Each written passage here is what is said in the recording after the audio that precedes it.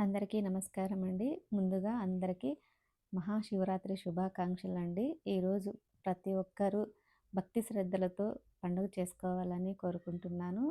అలాగే ఆ మహాశివుని ఆశీస్సులు మనందరిపైన, మీపైన, నాపైన ప్రతి ఒక్కరి మీద ఉండాలని కోరుకుంటున్నాను.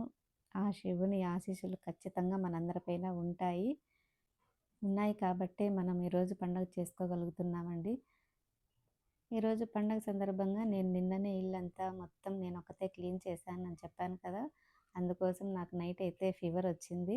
అయినా పర్వాలేదు, మార్నింగ్ కల్లా తగ్గిపోయింది టాబ్లెట్ వేసుకున్నాక. ఆ భగవంతుని దయ ఉంది కాబట్టి నాకు జ్వరం తగ్గిపోయింది. మార్నింగ్ లేచి యథావిధిగా పూజ చేసుకున్నాను. పూజ చేసుకొని మనమందరం బాగుండాలని దేవుని ముందుకొచ్చి కోరుకున్నాను. ఇలా సింపుల్‌గా నేనైతే పూజ చేసేసుకున్నానండి.